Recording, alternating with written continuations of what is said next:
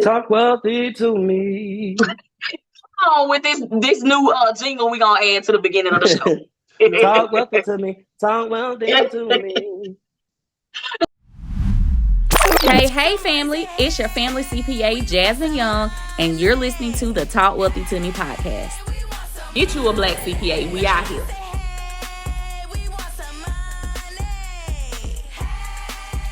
Hey, it's your family CPA, and we're back with another episode of Talk Wealthy to Me. And I'm so excited about today's guest.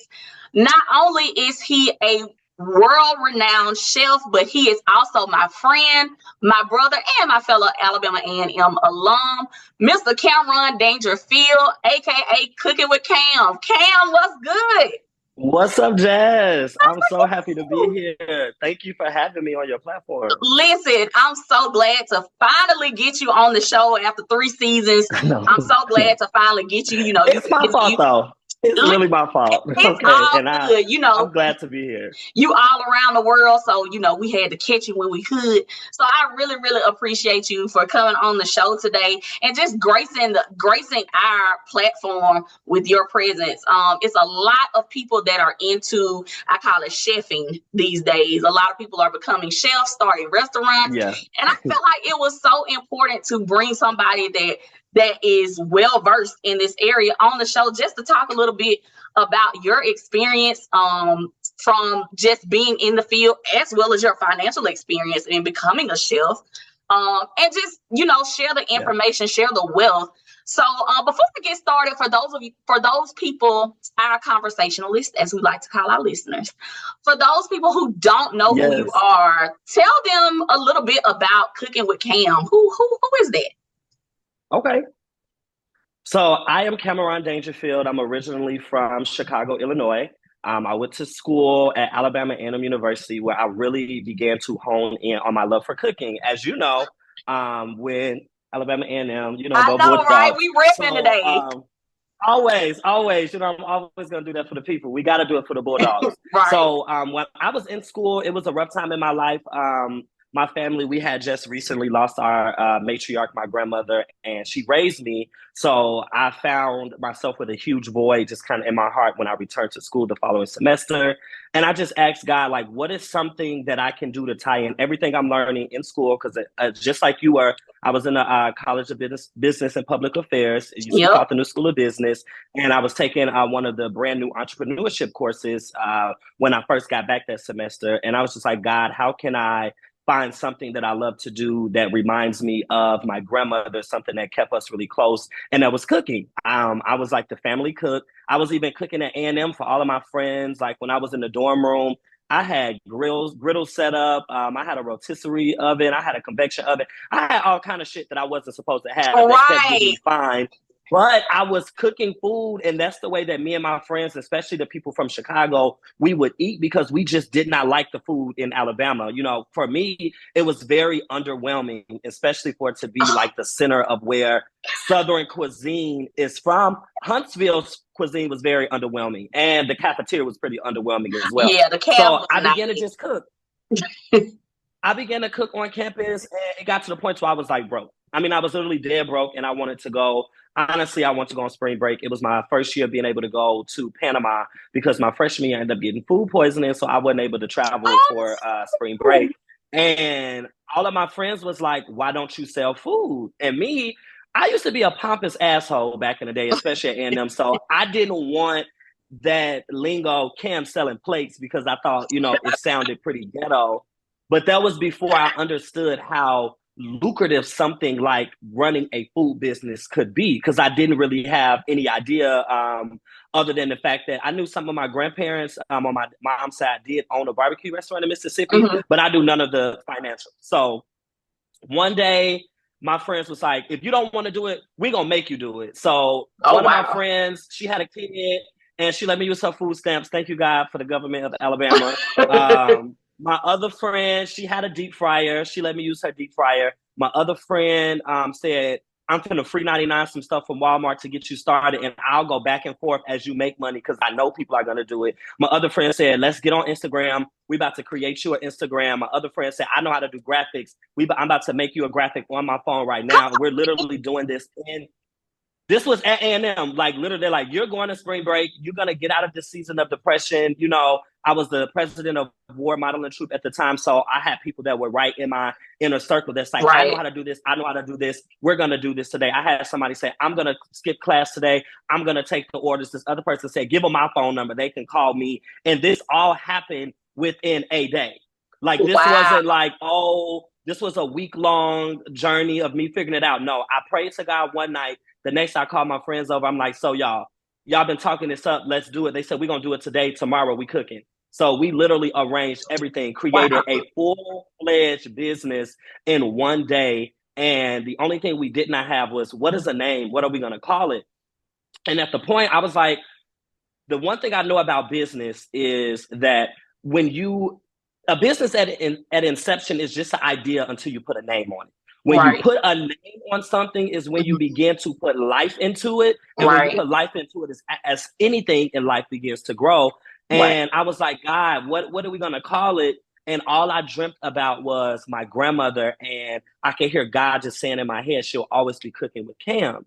And I started to think when I woke up, it gives me chills right now. I had chills when I woke up because I'm like, wow, that's what I remember my entire childhood with my grandmother was. It's cooking. Everybody like, being that Cooking with Cam, you know, like that's exactly what it was. We'd be gossiping, you know, talk about all the family business because I was the youngest child and I was the only one that hadn't moved out yet. So that was my good girlfriend. Not only was it like, you know, my grandmother, that was my good Judy.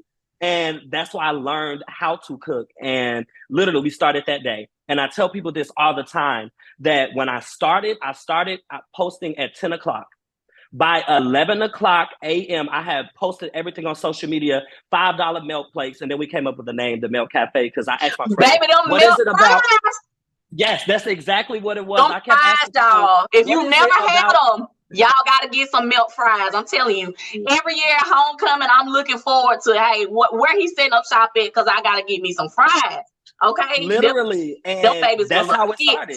That's literally how it started. And I asked my friends, I said, what is it about my food that makes it so special? And it was like, it don't matter what it is. Everything just melts in your mouth. Like it's a melting flavor. And that's why I said the Milk Cafe. We're going to call it the Milk Cafe. From this point on, I'm about to be cooking with Cam. Posted the stuff on social media because I was taking a marketing class as well. Shout out to Mr. Dana Harris, one of the craziest, most best professors that I have loved forever. And I showed him the stuff and I asked him what did he think about it. Of course, he gave me the pointers and what I needed to change, what I needed to highlight on my flyer. You know, this needs to be popping because this is how you market to a group of people who don't know anything about your product or what are you trying to market. So what I was trying to market was a cheap product that college students could afford, but it was a better option than what we already had. And at that point, this was before we had Blessings right next to campus and Wings to Go, you had to have a car to get over there. So the only thing we had was walking to McDonald's and walking to the cafeteria. But we didn't have chicken wings in the cafeteria. For some reason, during the 2012 to 2014, they skipped out on the chicken wings. We didn't really have Chicken Wing Friday like we was in the earlier years. So I put the stuff on social media. I marketed myself very well. Oh yeah, I got a photographer to come on campus. We had cameras on campus. And the thing about it was I was in Student Government Association for 2 years. I was the president of Ward. So I knew the resources that we had on campus. So had a friend that was in the telecom department. She nigga rigged. I don't know if I can say that, but she basically took some cameras from the telecommunications department, took some lights, and we did a photo shoot in my Normal Hills apartment. That was the marketing. Posted everything at 10 o'clock on Instagram. By 11 o'clock, I had already had 50 orders of people in the DM on Instagram. That's like, dope. We want to pay. Where do we send the money? So I'm like, y'all, I don't know what's going on. I thought I was going to sell maybe 15, like 20 plates. You know, I did a lunch special. It was a midterm week. It was that's the year that midterms was the week right before spring break. Come get your food on your midterm study break. $5 holla, $7 with loaded fries. That was it. That's all I posted with the flyers. Next thing you know, I will tell you this, Jazz, and I tell this story over and over. I started cooking or opened my doors at 11 o'clock, and I did not stop selling food on the first day that I started selling until 4:13 a.m. That is It was the dope. single day that I made the most money that I had ever in my entire life by cooking. And after my expenses, I want to say it was roughly like $1,300 that I had made. In a And day. literally in a day.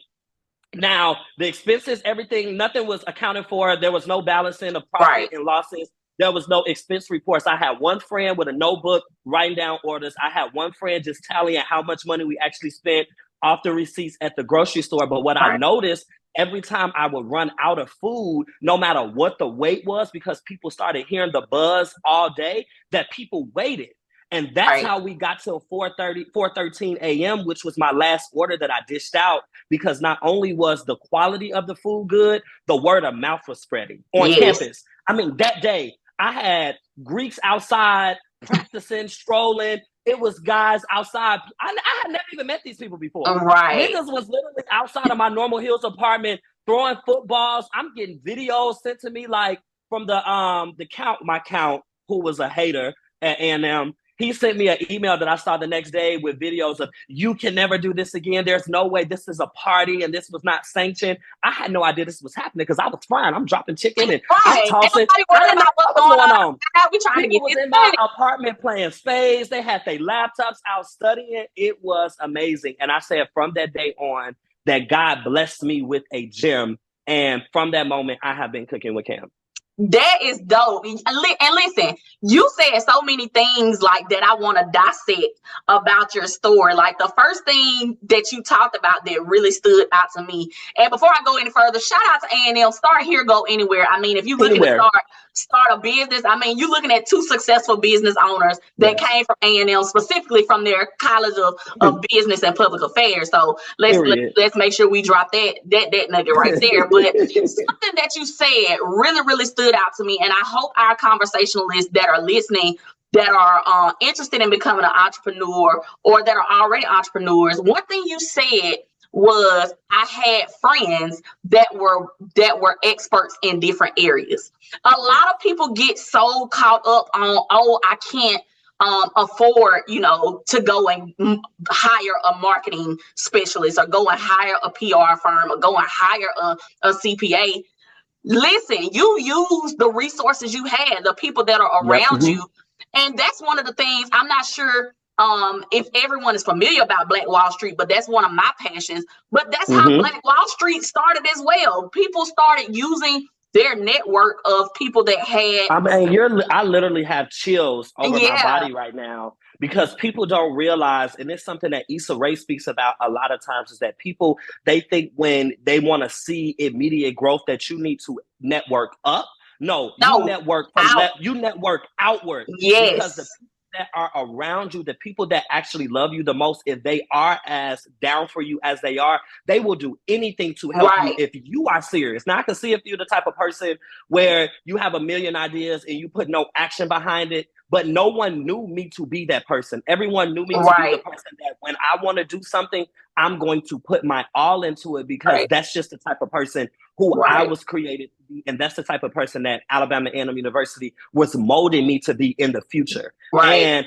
I allowed it, though, because people think because I have a huge personality or because I may have the limelight on me at a lot of times that I'm selfish or, I'm arrogant, but that's not me at all. I am a reach out and utilize my resource person to the core. What can you do to help me, and how can I help you? Because at the end of the day, if we can barter and we both have nothing, then it's a game.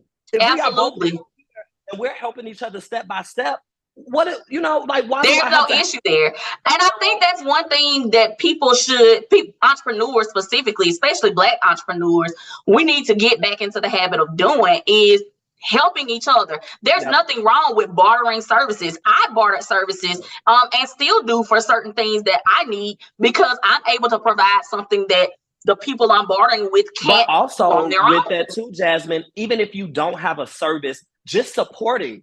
Even in my business, because I have operated in, ways that I probably shouldn't be. And we gonna I talk don't about have you as a CPA, but what I do is anytime anybody asks me about a CPA, I only strictly talk about you. That's right. it. Anybody asks me, do I know a CPA? Yes, I do. Jasmine, I will send you her contact information. Right. Jasmine, yes, I will send you her contact information, because if that way I can support you. When you have an event, you need me to show up, you need me to do something. It's never a question if I can. It's always, when do you need me to be there, Jazz? Right. I want to be a part, because that is how I can feed into you now until I get my books right.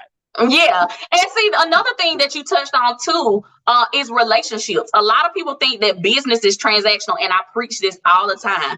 Business is not transactional. It's always relational. People want to do business with people, not with businesses. So you got to build those relationships. So shout out to all your friends that actually, helped you bring this to life, because look at you now. And I will say that I have an amazing support system. Yeah.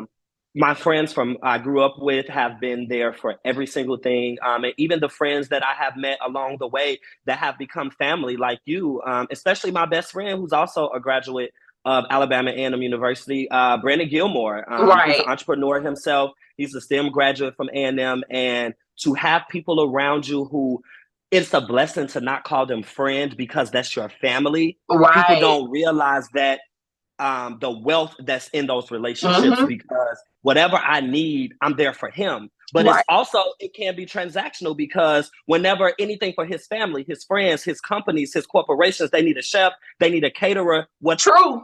Who else you gonna recommend? Oh, I'm gonna just call Cam. Even if I can't do it, the recommendation and the thought of it is a blessing enough to my business. And that's how I was able to be so successful so quickly, because my success began to grow quickly while I was still a student.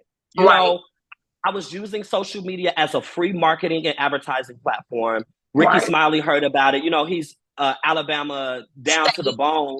So when he was in Huntsville for a show, somebody called into the radio. They were trying to figure out where they was going to get lunch, where was the best chicken wings at, and somebody referred me. He sent somebody from his team while I was selling food. I didn't even know that they were the people who were with Ricky Smiley, basically looking for a chef to cater their tour while they were in Huntsville. Had my food, call from Ricky Smiley's manager that day. This was maybe 2 weeks after I started selling food. Next thing you know, I'm cooking for Ricky Smiley and friends on tour while I'm still in school as a student. That's so dope. That's so dope. I can attest to the fact, you really did, you blew quick. It was not a, 1 year, 2 year type thing. It was literally almost instant. So let's talk about this road to success. So you start selling plates, you blow up fast. How did you end up on these Food Network shows? You're a master chef winner. Let's talk about so how did you get there? So it was a very quick trajectory. One, it was the story.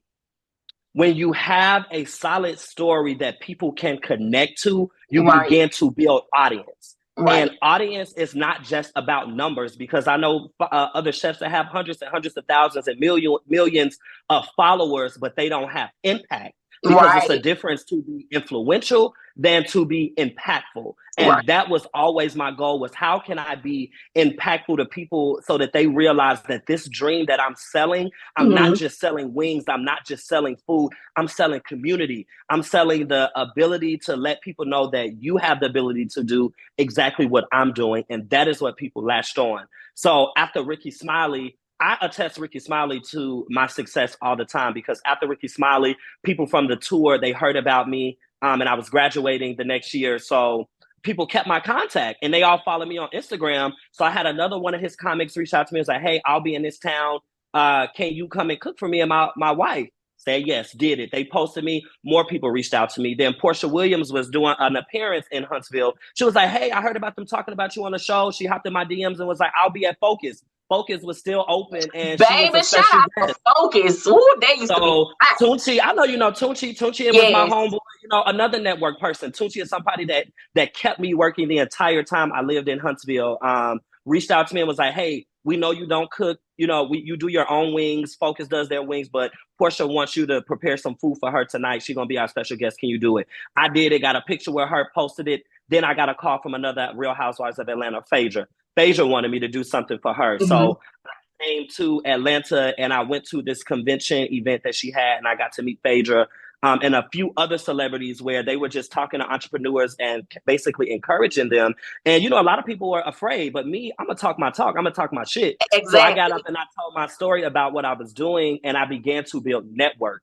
So along the time while I was in Huntsville, I began cooking for prominent people in Huntsville. So my first couple, that was my first private couple, was the Holts, Martell and Melody Holt. I began doing events for them in their home and for their family. And then I got a call from the vice president of A&M. So at that time, I began cooking for the vice president of A&M and his wife.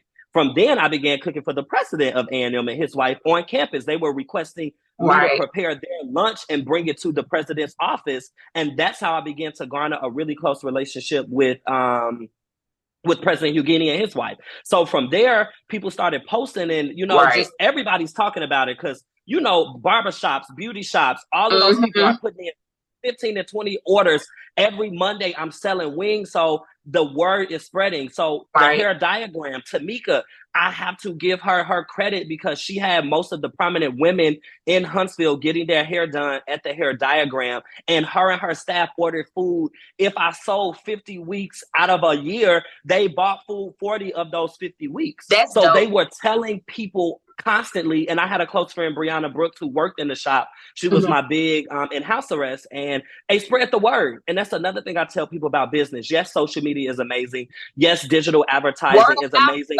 But word of mouth is still going to trump all of that, because Cooking with Cam will be nothing without word of mouth. So absolutely. As that began to spread, I began to cook at clubs. I was cooking at La Bamba. I was cooking at Thrill. I was cooking at Focus. I was cooking at Safari. I was just cooking any and everywhere I could latch Cooking with Cam to, all while still being a full-time student. And I was working a serving job at BJ's. They had just opened, because I just liked money and I liked the feeling of having money. So on days when I wasn't cooking, I still wanted to know what it felt like to make money.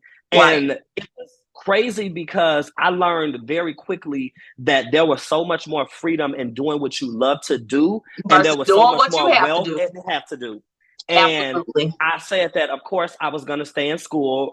It ended up taking me a semester and a half longer to graduate, because Cooking with Cam blew up so big that it began to consume me, and it began to consume my time. Where I wasn't as focused on school anymore, because it was like, I'm running a business. All these other niggas in business class with me, they ain't got no business. Business. I actually got a business. I'm running it illegally, but I got a business. So I just began to continue to hone in on my craft. I began to utilize YouTube as well. So that's where the TV aspect came, because when I started Cooking with Cam, I never wanted to be a physical chef. Like, selling the plates at A&M was a beginning, but I always wanted to be an entertainment chef where I kind of cooked behind the camera, because I felt like that's where I shined. And one thing that my grandmother used to preach over me was that you're going to be a preacher, Yodi. That's my nickname. But she would say, you don't realize that every preacher doesn't need a pulpit. Absolutely. But I realized that after she passed away, that my pulpit was a stove, and that I would be able to teach the blessings of life through food and through community and through conversation. And that's when I started my YouTube channel, and it started to blow up very quickly. I started to get thousands of views really quickly, that even that got overwhelming, and I kind of stopped that. But that's where it all started. Long story short, I moved to Atlanta, and I hit the ball rolling. It's Black Hollywood. I'm contacting everybody. I'm posting all of my food on social media, tagging celebrities. Everybody's reaching out. They're like, we want to know who this guy is that started cooking out of his dorm room, and now he's working in corporate America, but he's also a chef. So I graduated A&M. I accepted a job with First Data, which is Pfizer now. And I was inducted into the analyst program. So I went from from analyst program, junior analyst, to product analyst, and then product analyst to implementation analyst. And I worked in corporate America for years, even as I was a chef. And what I would do was I would utilize all of my PTO and I would utilize my bonuses and all of the money that I was making on this $65,000-$70,000 a year salary, and I was putting it into Your branding and business. creating the Cookin With Cam brand. And I was getting calls from all of the celebrities. I cooked for every reality show that was almost produced out of Atlanta: Real Housewives of Atlanta, Married to Medicine, Growing Up Hip Hop, the Braxtons, Loving hip hop. Yeah. Loving hip hop. And I began to build relationships with people on those shows, and they began to hire me privately for those shows and for different things that my name just began to buzz. And that's when MasterChef came calling. That's when Food Network came calling. That's how I became a Food Network champion twice over. You know, that's how I became Georgia's Industry Chef of the Year. And none of that happened because I was the best chef. Not one time did I ever say I went to culinary school. It happened because I believed in myself and I took the necessary steps to build a brand and build a company and not expect for it to be microwave. Right. And one thing that I want to point out too is how you use, you know, your marketing expertise. I mean, you're in business school. You used your marketing expertise to actually put that behind, you know, behind your brand and create it to what it is today. And then also too, you were able to basically do what we call in the industry bootstrapping. You took the money that you were making from a 9-to-5 and put it behind your business. And even the experience that you were getting on that side, you were using it to basically build the brand to what it is today. We literally call those type of people, you know, employeepreneurs. They're working 9-to-5, and then from 5 to whenever, they're working on their business, on their dream. And you have been able to like create the freedom of, I don't have to work in corporate now. I can literally do this thing full time, and that is a blessing. And I'm so proud of you. Like watching you coming into A&M as a freshman and then seeing you today, it's like, wow, like just to watch a true testimony of somebody coming from one place and not using that as a side story, but using it as motivation to become something else. You know what? That part too is really important. And I didn't mean to cut you off because a lot of people, they only want to talk about the success of it, but they never want to talk about the pitfalls. And I've had many. People don't talk about the relationships that you lose. Like I was a scholar. I came to A&M as a presidential scholar, and because I wanted to invest in something that made me happy for the first time in my life outside of academia, I struggled in that. And listen, I definitely want to get into those pitfalls because that's a whole nother topic of its own. But before we do that, I want to cut to a quick commercial break. Listen, conversationalists, you do not want to miss this conversation, but stay tuned. We'll be right back.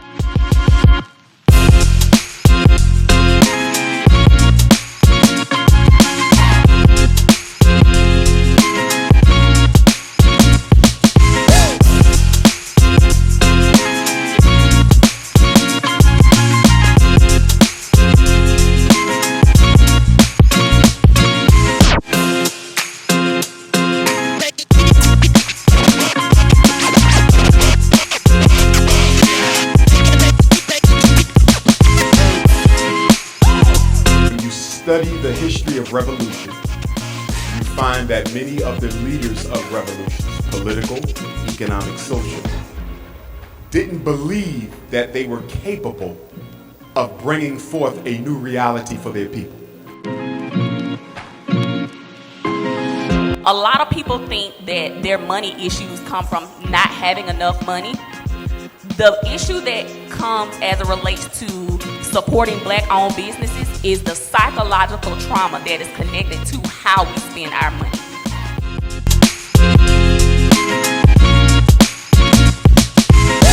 I want everyone to realize that I think the new statistic is something like 50% of Black people do not own property. And that's actually worse than what it was a couple of decades ago, right? So we're actually declining when it comes to putting yourself in positions of wealth. Without further ado, we want to reward one lucky vendor with our Black Wall Street grant. So I came up with this grant in order to pour back into our community and give one vendor a year the funds that they need to further their business and exemplify Black excellence.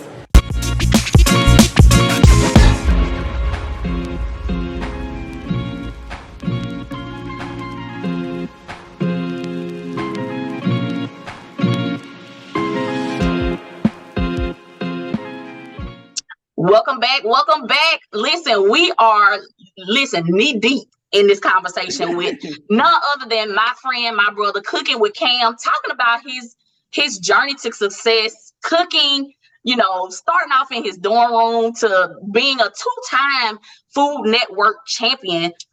Just greatness altogether. So, Cam, we were literally just talking about, we've talked about the success, how you got from, cooking in the dorm rooms of Alabama A&M to being a Food Network champion twice. Yes.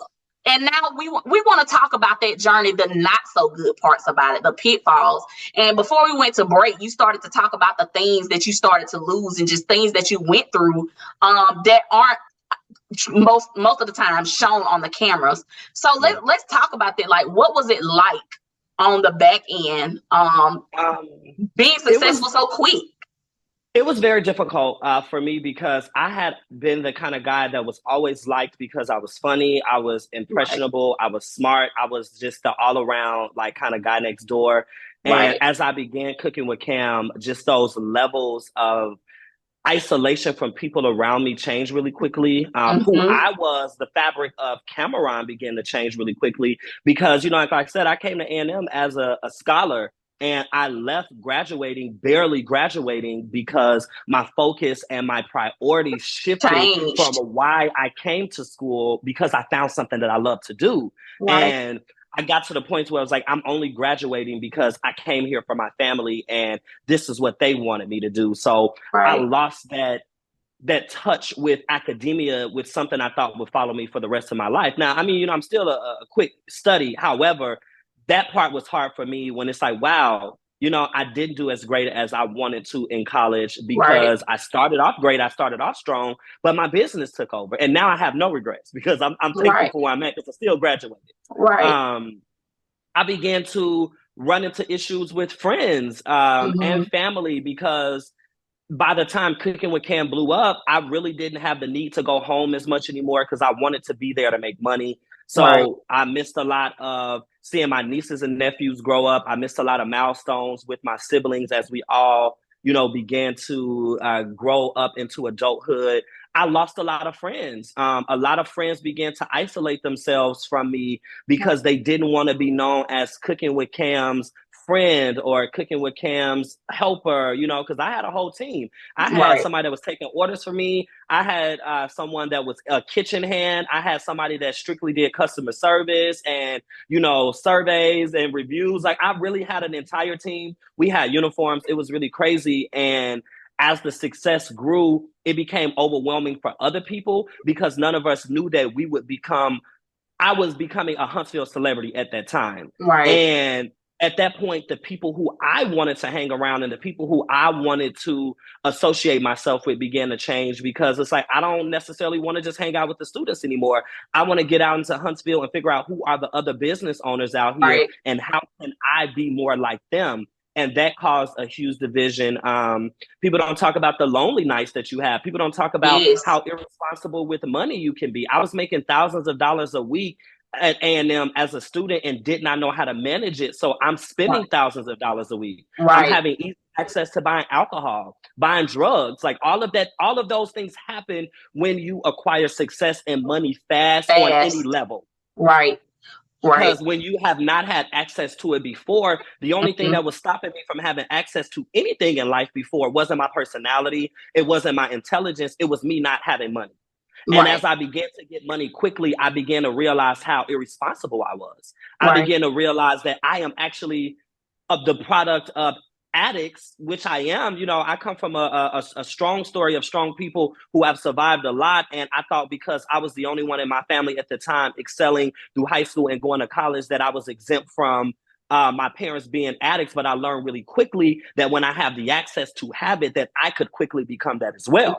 And I learned a different part about myself. The relationships, I had anybody that knows me, I had a public relationship. Right. I had a relationship that lasted a very long time. And when you have a business, first of all, when you're working in corporate America, and then you have a business where you are the center and the face of the business, and Right. you are being pulled in 45 different directions, when you have one person that is in front of you that needs your time and needs your attention, but who you have been called to be, you have to share with so many people, you sacrifice a lot. You do. And I tell people all the time that when you want to be an entrepreneur and you want to be a business, you have to be an understanding of the sacrifices that have to be made. And one of those sacrifices for me was my relationship. And we fought for it for as long as we could. But because the lifestyle that I was living was so unfitted for a committed in-home relationship, that after all, there's only so many sacrifices you can make. Right. And sometimes you have to make the decision. Is it going to be my lifestyle that I want, or the lifestyle that I want to create for myself? Right. And I think that's one of the hardest decisions it's business owners have to make. I mean, even me myself, being 30, 31, almost 32 years old with a successful CPA firm, it takes time. And most of the time you poured into your business. So it makes, having relationships outside of the business relationships that you're creating, it makes it a little bit harder to do. Yep. Because you literally have to share your time. Divide all your time. Literally and it's all hard of it. to do that. And then you have to think about the relationships that you already have that get sticky. Because as you grow, as your life begins to elevate, you have to think about things like jealousy and envy, because those things do exist. They do. And when you are naive about them, you will find yourselves in situations where people will try to take everything that you have worked for and diminish it so that it brings you back to the level where they are. Because one thing that I know is true on this earth is that even in business, misery loves company. Absolutely. And if somebody is doing all of the right things, somebody is, feeling as if they should be as successful as you are, but your deck of cards was dealt differently, those relationships began to get sticky. And for me, I tried everything that I could in this pursuit of business to make me happy and to make everybody around me happy. Right. And what it did was it left me in a place where my business was raggedy as hell. A person with a business degree, I was operating so ineffectively. And it wasn't like I didn't have effective counsel around me, because I have marketers around me. I had accountants around me. I had lawyers around me in my inner circle. But because my focus was pulled so heavily in so many different directions, even as a successful business as I am, I'm not even 10% of as successful as I could be. If I would have started with all of my ducks in line. But those are the pitfalls that people don't want to talk about. They only want to talk about it once they've reached $1 million, or once they've reached this successful registered business that's paying taxes and, that's doing everything. They don't want to talk about what it took for them to get there. Right.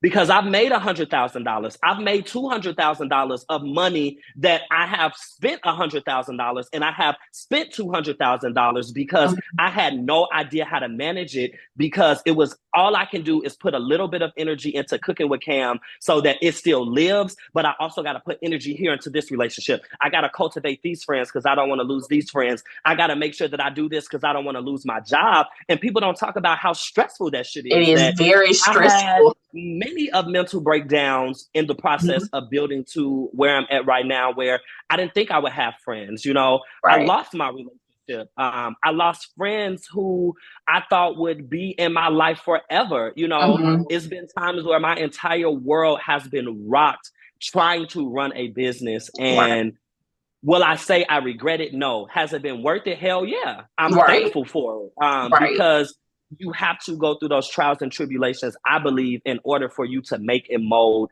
a successful business. I definitely agree with you. Just being in the same, not necessarily in the food industry, but being a CPA and having a CPA firm, a lot of the things you experience, I experienced as well and still experience. But like you said, there's no better feeling than knowing that the life that you have, you created it with your talents, your gifts. And I always tell people, your gift will make room for you. I don't care if Chef Ramsay is cooking.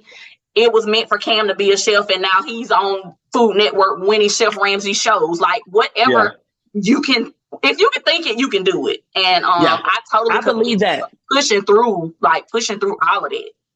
Yeah, and you know, it was all worth it because I love to tell my story because it's not perfect. It's not Right. clean, but it's real. And Right. I have been able to remain who I am. You know, I've had times where I've done people dirty. I've had times where I've done bad business, and I've had times where bad business has been reciprocated, you know, on me. Right. And one thing that I tell people is that cooking with Cam is always going to be Cam. And that's one thing that you cannot take away from me. So as Right. long as I have the breath of life in my lungs, I'm going to continue to Right. cultivate the purpose that God gave me, and that is to touch people through food in whatever aspect that is. And listen, as And long as you continue to touch people through food, I'm gonna allow you to touch me because baby, them fries, I'm telling you, I can go for some right now. Okay, so and I it's crazy. definitely want you to continue doing what you're doing Yes. because you definitely touch a lot of people. And then too, it's so much power in seeing people that look like you do something Yeah. that you want to do. Representation. Yes, it's Representation is everything. so important. And I realized that when I got the chance to go speak at my high school for the first time. When I was in high school, we only had a Foods 1 and Foods 2 class, but now we have a state-funded culinary program that's That's a dope. pipeline. And I was able to come and do an assembly and speak with the kids and talk with them and learn a lot about them to their facilities. And I still have kids that I'm talking to today because to understand, and it makes me emotional. It does, because I know what it's like when the first time I saw a Black man and I was inspired by him was when I met Mr. O'Neal, and it changed my life forever. Shout out to And Ewan O'Neal, the home team. and to see these kids, the way that they reacted to me, and it wasn't Right. because I said anything differently than what they had heard anytime before, but it was to see someone that looked like Looks them, like you. that Yes. talked like them, that spoke their language. It changed their Mhm. lives in their moment, and I began to feel the shift that's happening in their life at 17 and 18, and they're getting ready to graduate high school and Right. go to college and go to culinary school. That it was the first time I actually believed that representation matters. Yes. It definitely And does it matter. does. And I'll And say for me, like I never, when I was growing up, I didn't see a CPA. I didn't know a CPA, but what I yeah, did, I knew that the experience that I had, that I needed to be the first yeah, in the area where people would say, you know what, I never knew a CPA, or I didn't even know what a CPA was until you became one. Like, that's the type of things that we need to be putting our energy into and creating more of, so that we can have people to inspire, you know, the next generation that's coming behind us of having CPAs. And I'm telling you, it's no greater feeling than coming back to inspire people that look like you and say, hey, look, I was in your shoes. I was sitting right there, you know, as a student in this class, or as a undergraduate student at A&M. And look, if I can do it, you can do it. Like, listen, all of the things that you are saying, like, I'm really hoping people really like listen to your story and like take some inventory of themselves and like really think, you know, what's your story, what's your why. And I think that's the biggest thing that has attributed to your success, is you knew what your why was, why you were doing what you were doing. But I want to actually we're going to cut to a commercial break, but I want you to give some tips to our entrepreneurs that are listening, whether they're chefs or you know, up and coming CPAs or whatever the case may be. We're going to get into that as soon as we get back.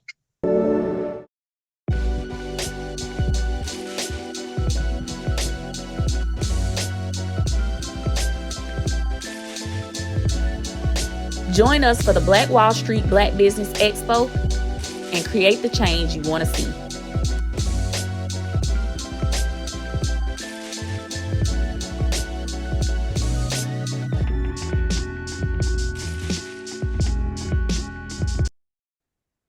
Listen, we are back with Cooking with Cam. Listen, the conversation has been so dope. Talking about the wealth that Cam has created just from doing something he loved with his grandmother. I love this story, by the way. Like, listen, everybody, I don't know nobody grandmama. I don't know nobody grandmama that don't cook.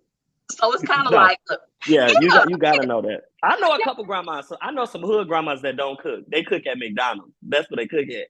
Never heard of it. Well, I mean, I am from Alabama. Every grandma I know cook. So yeah, now definitely, they definitely be cooking. Yeah, down we there. definitely Jazz, cook. I was literally just thinking about homecoming. First of all, homecoming last year was epic. I'm still don't tell the recovering, people. but Don't that tell. night when we were sitting on that couch at Black, y'all, Listen, the way me and Jazz towed through them seafood plates, I don't I'm even think telling we you, blinked.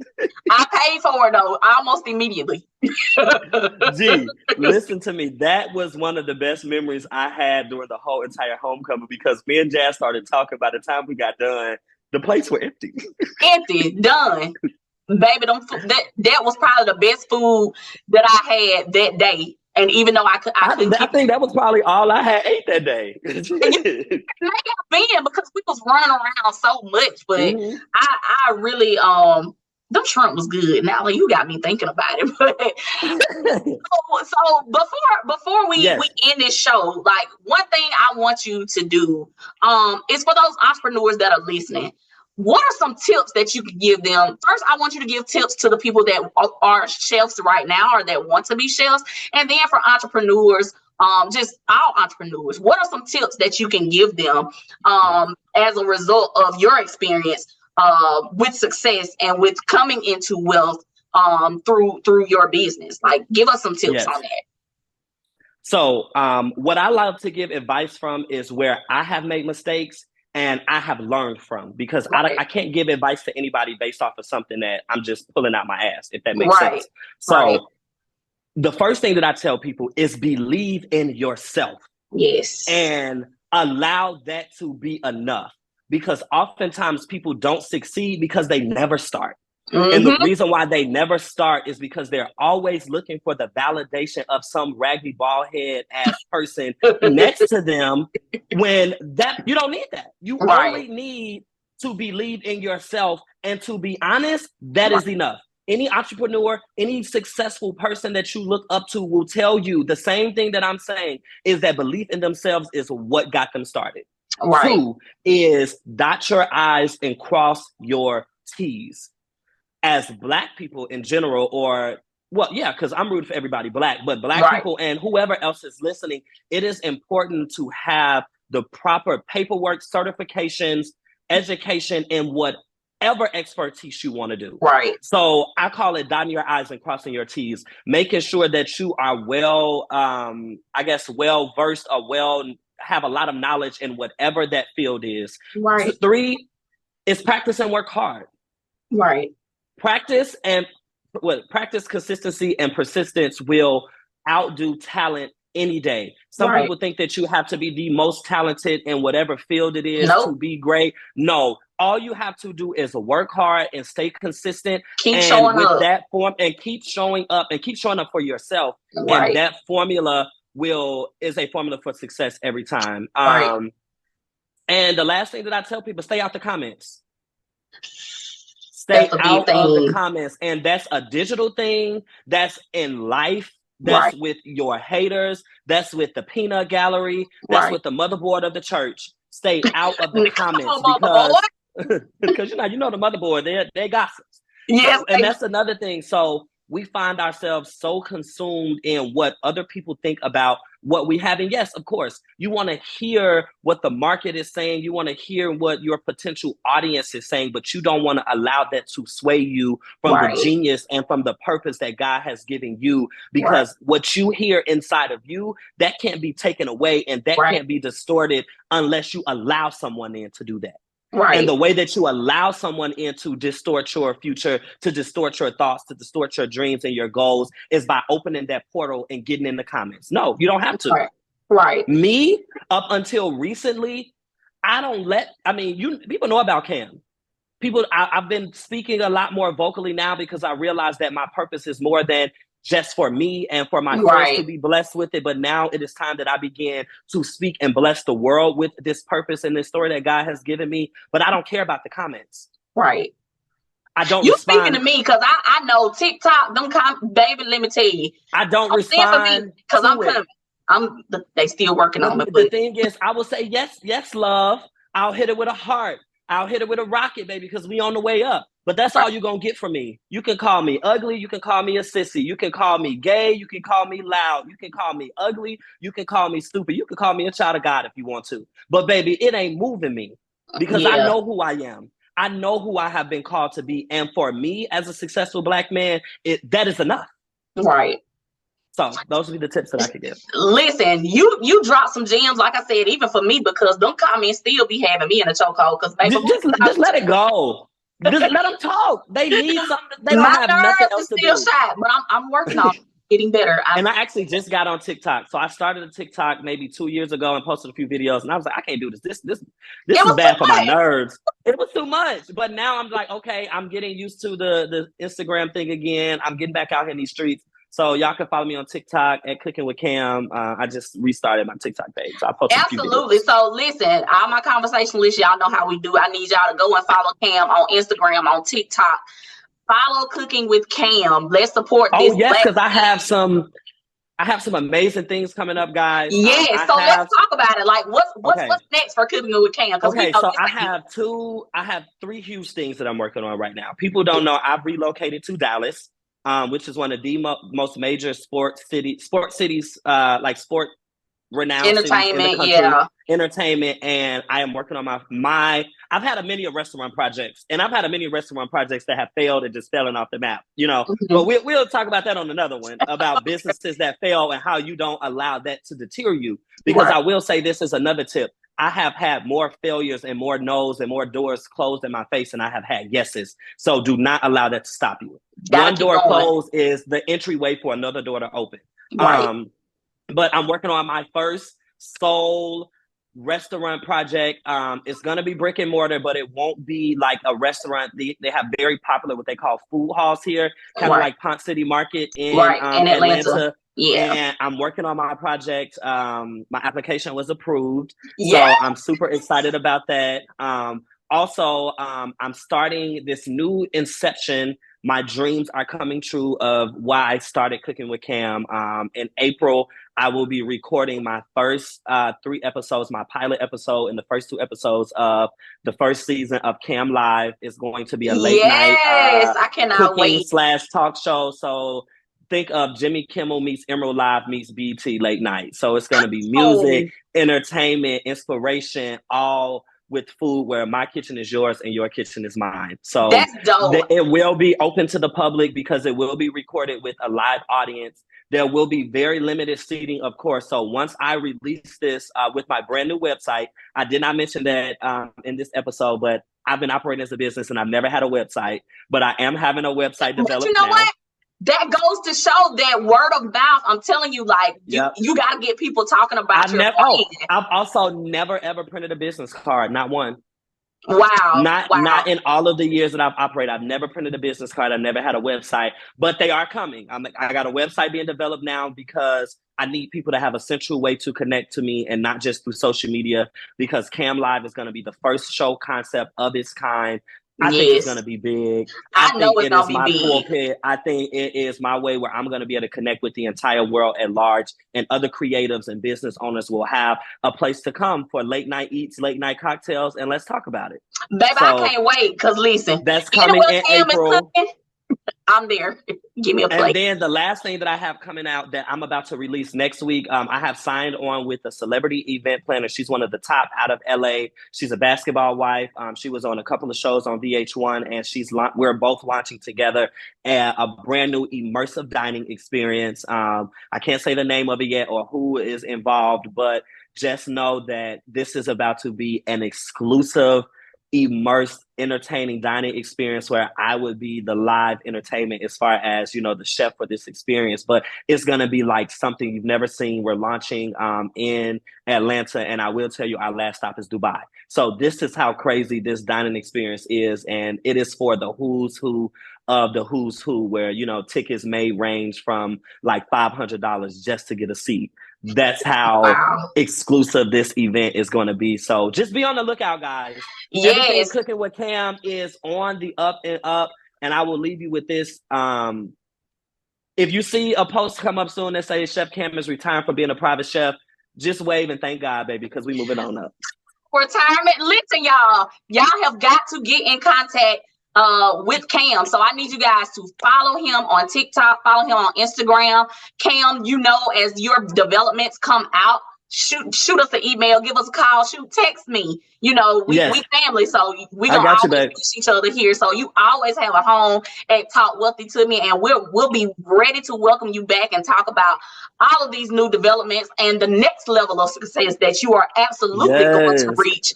We'll be so glad for you to come back and talk about that.